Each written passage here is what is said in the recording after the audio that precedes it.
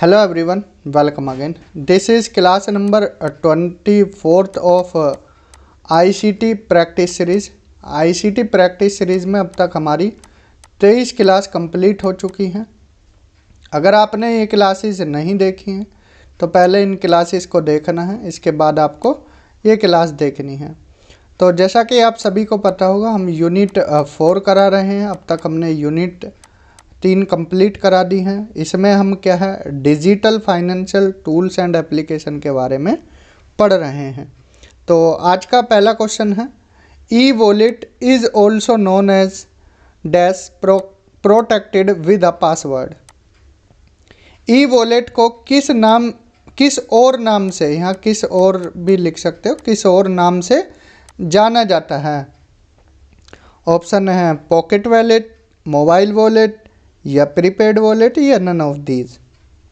तो सिंपली इसको mobile wallet के नाम से भी जाना जाता है। ई वॉलेट बोलो या मोबाइल वॉलेट बोलो, बात एक ही है। ठीक है, तो आखिर ये होता क्या है, थोड़ा इसके बारे में जान लेते हैं। तो ये एक तरह का क्या है, प्रीपेड अकाउंट है, प्रीपेड अकाउंट। ठीक, एक तरह का क्या है, प्रीपेड अकाउंट है, जिसमें यूज़र क्या है, अपनी मनी को स्टोर कर सकता है। जैसे मान लीजिए फ्यूचर कोई ट्रांजैक्शन करना है तो मनी को क्या है, स्टोर कर कर रखता है। ठीक है, मनी को स्टोर कर कर रखता है मोबाइल वॉलेट या ई वॉलेट में। ठीक है, आजकल ये सुविधा आपको देखने को मिल जाएगी, चाहे यूपीआई हो। आजकल तो नए नए ई वॉलेट आ रहे हैं। एग्जाम्पल के तौर पर पेटीएम वॉलेट है, पेटीएम वॉलेट, या फिर फ्री चार्ज वॉलेट, मोबीक्विक है। ठीक है, क्या है, मोबीक्विक है। ठीक है, आजकल एयरटेल मनी भी है इसमें, एयरटेल मनी। ये सब ई वॉलेट के उदाहरण हैं। सिट्रस वॉलेट, उदाहरण पूछ सकते हैं आपसे, सिट्रस वॉलेट, एसबीआई बड़ी। ठीक है, एसबीआई बड़ी, या फिर आप देखें तो पे जेड ऐप है, पे जेड ऐप। ठीक है, ये सब किसके प्रकार हैं, ई वॉलेट या मोबाइल वॉलेट के। ठीक है जी, समझ आया। नेक्स्ट क्वेश्चन देखते हैं, which of the following facilities available under e wallet. E wallet से कौन कौन सी सुविधाएं मिलती हैं। Cashback, reward, both A and B, none of these. तो क्या क्या मिलता है इससे, आपको कैशबैक भी मिलता है, रिवॉर्ड भी मिलता है। तो करेक्ट आंसर इसका क्या हो जाएगा, ऑप्शन सी हो जाएगा। क्या हो जाएगा, option C, both A and B. ठीक है जी, चलते हैं अब नेक्स्ट क्वेश्चन की तरफ। Which e wallet is the first company in India to receive a licence from RBI to start a payment bank. Bharat की पहली ई वॉलेट कंपनी को पेमेंट बैंक स्टार्ट करने के लिए आरबीआई से अनुमति मिली थी। तो सभी को पता होगा वो क्या है, पेटीएम है। क्या है, पेटीएम। ठीक है, इसका सही आंसर क्या हो जाएगा, पेटीएम। चलते हैं नेक्स्ट क्वेश्चन की तरफ। Which bank offered the e wallet app पे जेड ऐप। ठीक है, ये ध्यान से सुनना है, कौन सा बैंक पे जेड ऐप ई वॉलेट की सुविधा प्रदान करता है। तो सिंपल आंसर है इसका HDFC। ठीक है, next, dash provides an online payment system based on UPI. Dash एक डिजिटल पेमेंट ऐप है जिसे पैसे भेजने, पाने, मोबाइल रिचार्ज, बिल भरने और ख़रीदारी करने जैसी कई तरह की सुविधाएं मिलती है। यह यूपीआई पर आधारित है। तो सिंपल फ़ोन पे इसका आंसर है। क्या है, फ़ोन पे। ठीक है जी, चलते हैं नेक्स्ट क्वेश्चन की तरफ। Which of the following is the time and place where a retail transaction is complete. Dash वह समय और स्थान है जिस पर खुदरा लेन देन पूरा होता है। ठीक है, ये थोड़ा सा आप इसके बारे में ध्यान रखना है। ठीक है, किसके बारे में बात हो रही है, ये POS के बारे में बात हो रही है, पॉइंट ऑफ सेल है। ठीक है, point of sale full form भी याद रख लेना है, पॉइंट ऑफ सेल। POS की full form point of sale. ये मेथड है जिसमें टाइम और प्लेस, जहाँ पर जो रिटेल ट्रांजैक्शन है वो कंप्लीट होती है।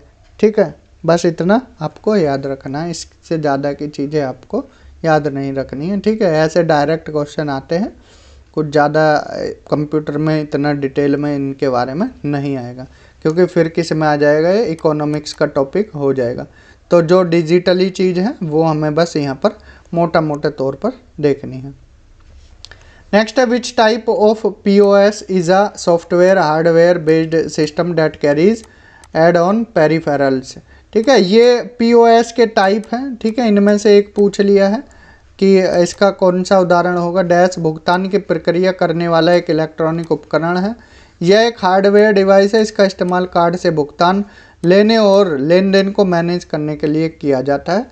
तो सिंपल ये टर्मिनल POS है। क्या है? Terminal POS। बस इसका नाम आपको याद रखना है। 3 तरह का होता है, मोबाइल POS, क्लाउड POS और टर्मिनल POS। इनके नाम बस याद रखने हैं, ठीक है।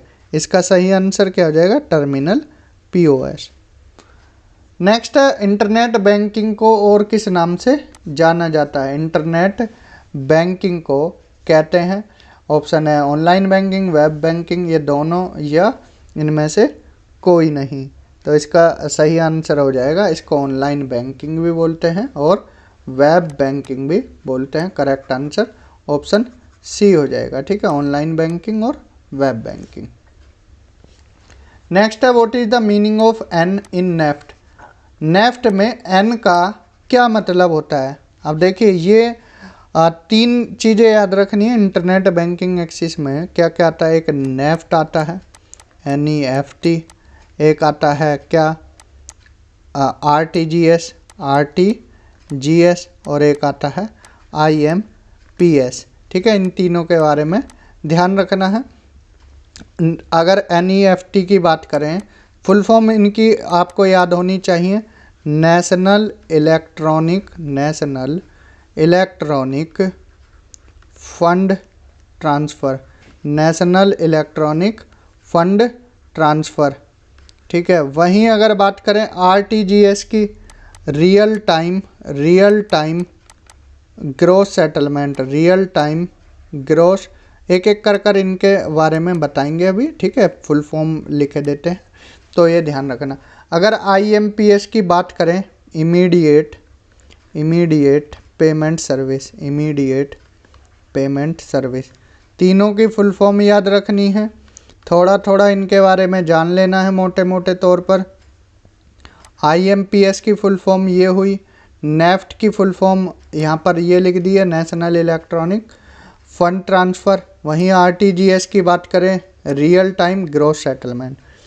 तो यहाँ पर देखिए, नेफ्ट की अगर बात करें तो शुरू हुआ था कब? ये 2005, स्टार्टेड इन नवंबर 2005। अब नेफ्ट में आपको जो ट्रांजैक्शन करना होता है, इसमें लिमिट होती है, ठीक है। टाइमिंग भी लिखा होता है इसमें, 8 AM से 7 PM तक, ठीक है। 8 AM to 7 PM working days में, ठीक है। इसमें कोई मिनिमम लिमिट नहीं होती फंड ट्रांसफ़र की, ठीक है। आप और ना ही मिनिमम ना ही मैक्सिमम, ये याद रखना। नेफ्ट में तो ये होता है, ना मिनिमम नो मैक्सिमम, कितना भी कम निकाल सकते, कितना भी ज़्यादा। वहीं RTGS की बात करें तो इसमें मिनिमम लिमिट है वो 2 लाख है। मिनिमम लिमिट अब चेंज हो गई हो, कह नहीं सकते, ठीक है। मिनिमम लिमिट 2 लाख है, ठीक है। और मैक्सिमम लिमिट, कोई मैक्सिमम लिमिट नहीं है, ठीक है।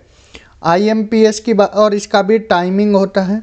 जो ये RTGS है, इसकी भी टाइमिंग है, 6 PM तक है, सुबह 7 AM से लेकर 6 PM तक है, ठीक है। ये टाइमिंग बस इतना याद रखना है। वहीं IMPS की बात करें तो ये 24/7 है, मतलब 365 दिन और 24 घंटे 7 दिन ये सर्विस आपको मिलती है, ठीक है। एक दिन में आप कितना ट्रांजैक्शन कर सकते हो? 2 लाख तक का, ठीक है। एक दिन में ट्रांजैक्शन लिमिट कितनी है? 2 लाख रुपए पर डे है। ठीक, तो ये फुल फॉर्म याद रखनी, थोड़ा बेसिक इनके बारे में ध्यान रखना है। तो नेफ्ट में एन का मतलब पता ही लग गया होगा, क्या है, नेशनल है। ठीक है, करेक्ट आंसर ऑप्शन सी है। आज का लास्ट क्वेश्चन है, the timing of NEFT is from. अब नेफ्ट की टाइमिंग पूछ ली, क्या बताइए पीछे हमने।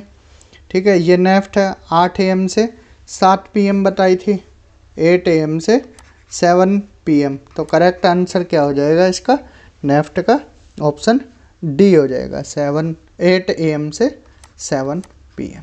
ठीक है जी, तो आज हमने 10 क्वेश्चन देखे, तो कुछ बेसिक क्वेश्चन थे, ये आप ध्यान रखना, डायरेक्ट क्वेश्चन आ सकते हैं। तो इस क्लास में इतना ही। अगर आपको PDF चाहिए तो आप इस नंबर पर मैसेज कर सकते हैं।